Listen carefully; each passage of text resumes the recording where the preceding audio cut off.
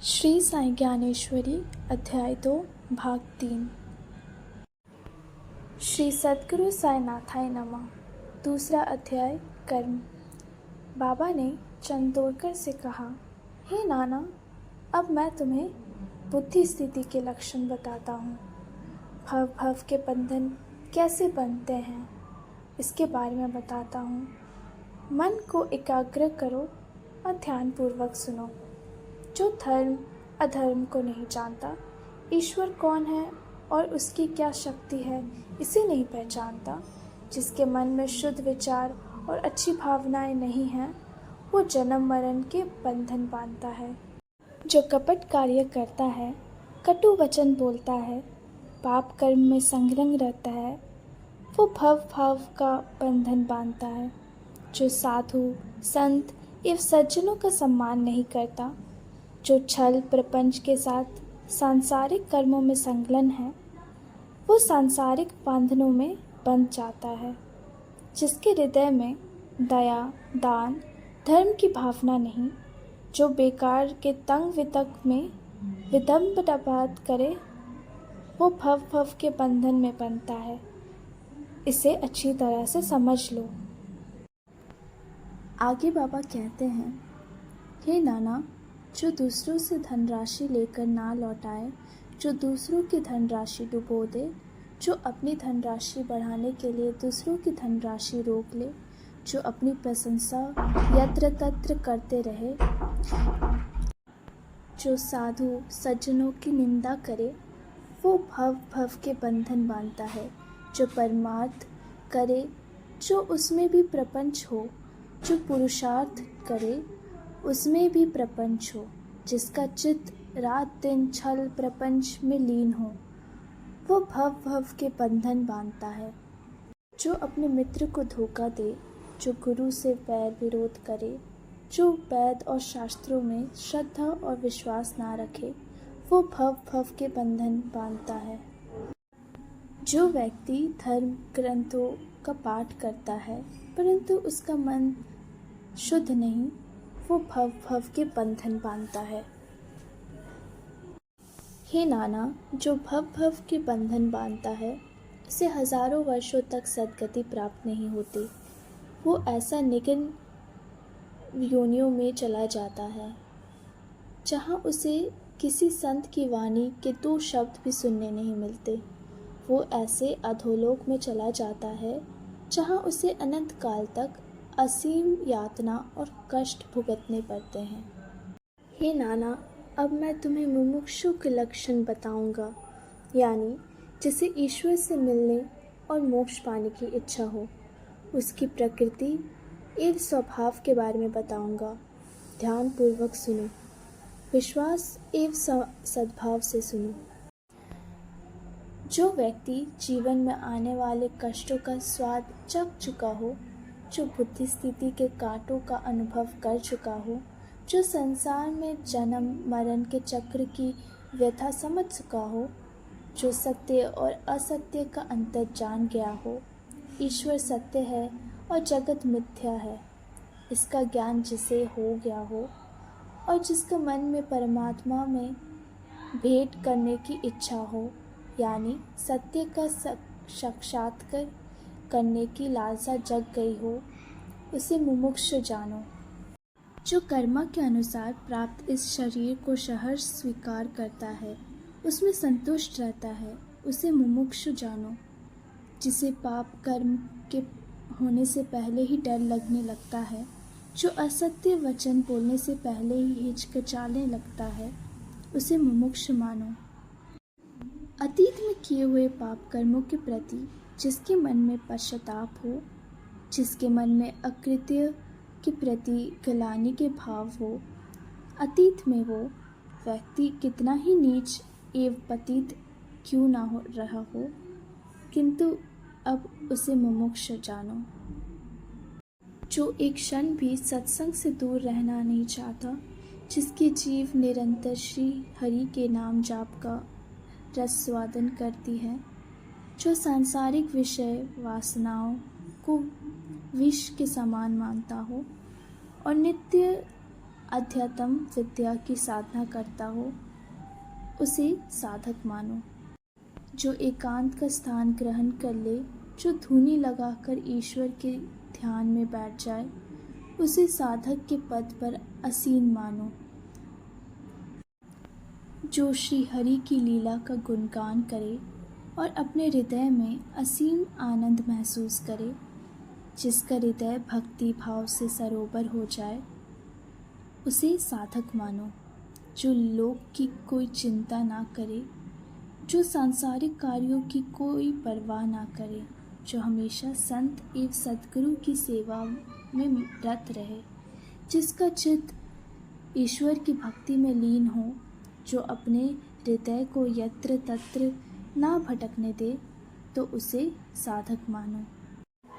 हे नाना, जो मान अपमान, यश अपयश, निंदा स्तुति को संभाव से सहज रूप से स्वीकार करता हो, जो जन जन के हृदय में जनार्दन को देखता हो, जो हर आत्मा में परमात्मा के दर्शन करता हो, उसे सिद्ध जानो।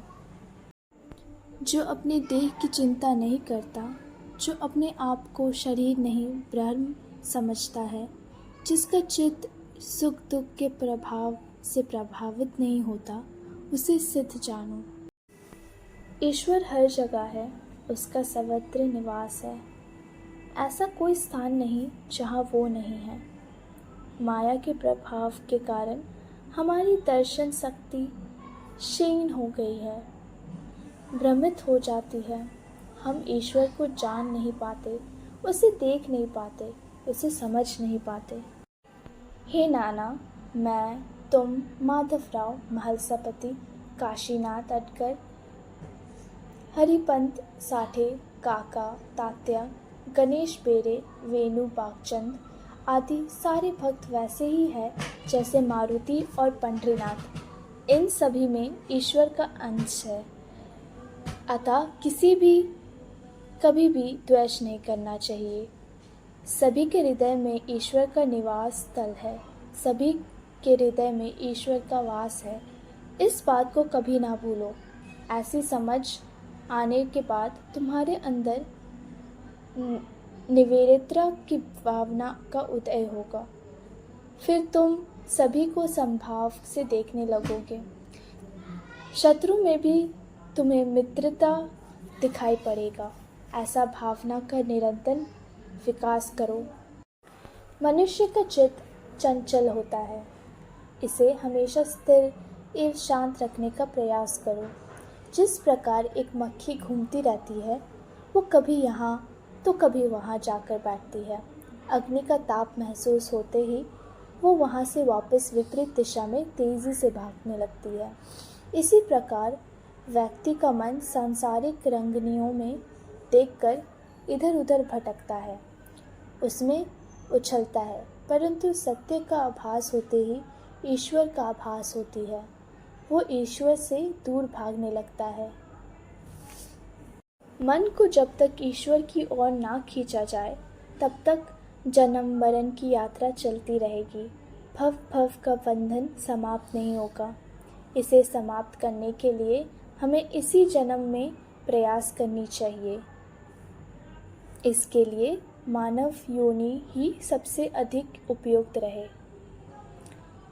आगे ऐसा सुअवसर दोबारा मिले या ना मिले, कहना कठिन है। हे नाना, मन को स्थिर करो। मूर्ति की पूजा करते समय चित्त को स्थिर करते हैं।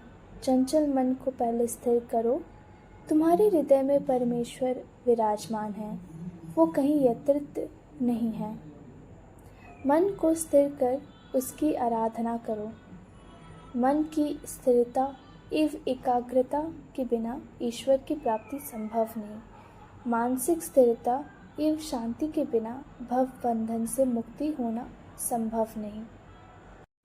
व्यक्ति को आध्यात्मिक ग्रंथों का पठन, पाठन, मनन एवं अनुशीलन करना चाहिए।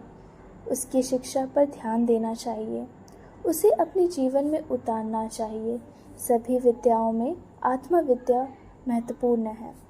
आत्मविद्या देवताओं में ब्रह्मा के समान है और पर्वतों में सुमेरु पहाड़ की तरह है।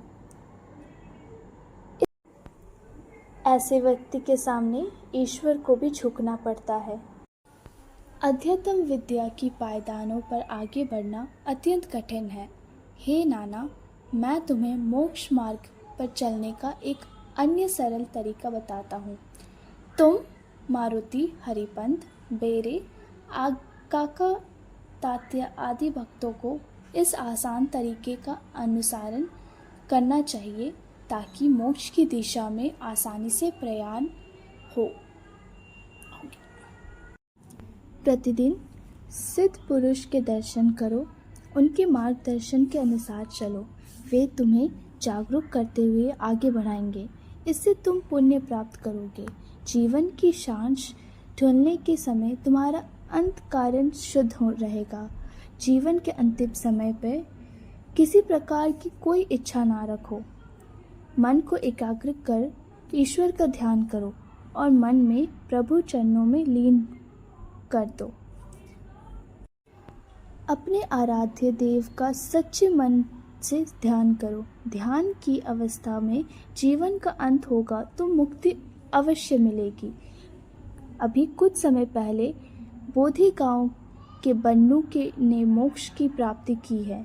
इसी प्रकार अटकर और वेणु भी मोक्ष प्राप्त करेंगे। बाबा की नीतिपूर्ण वचन सुनकर नाना ने दोनों हाथ जोड़े, बाबा के श्री चरणों में सिर झुकाया और संवाद पूर्वक बोले, हे परब्रह्मा मूर्ति, हे गुण गंभीरा, हे महासिद्ध योगीराज, हे करुणाकर, आप ही हमारे माँ बाप हैं। आप परम उदार हैं। आप ही हमें भवसागर से पार उतारने वाले हैं। हे नाथ, हम सब अज्ञानी हैं। आप हमें संसार सागर के तट से हाथ पकड़कर सन्मार्ग की ओर ले चले। आपने आज हमें कर्म का जो दिव्य ज्ञान दिया है, ज्ञान का ऐसा ही प्रकाश आप हमें आगे भी देते रहें। आप हम पर ऐसे ही कृपा सदा बनाए रखें।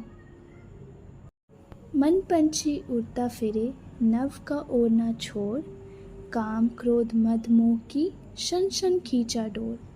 जन्म मरण की श्रृंखला, जन्म जन्म का फेर, सद्गुरु बंधन तोड़ता, लगे न पल भर देर। श्री सद्गुरु साईनाथ नमस्तु।